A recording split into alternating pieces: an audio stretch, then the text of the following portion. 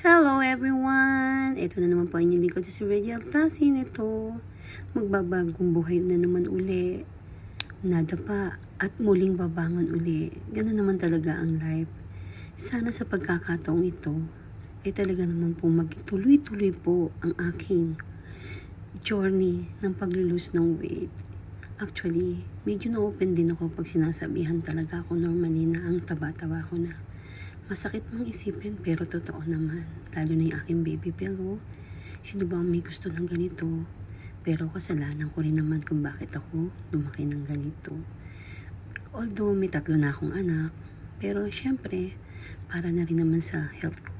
Kaya siguro may iba, sinasabihan ako na, aba, Reggie, ayan, bago-bago na, try ko rin. Try, wala namang mawawala eh.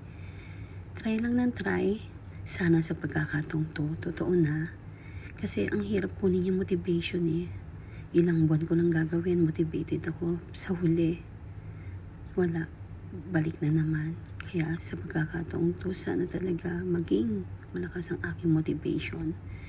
Sana matulungan ko ang sarili ko. Dahil ang hirap din po kumilos. Ang hirap magtrabaho pag mabigat ka. Lalo na yung nakaharang sa aking tiyan. Ang aking baby bell. Napakahirap. Pinaghirapan ko yan pero gusto ko rin naman kahit pa paano lumit-liit.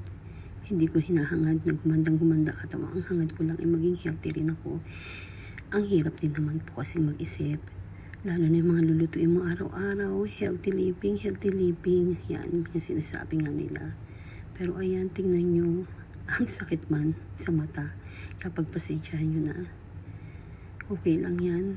Sana, go Reggie. Bye!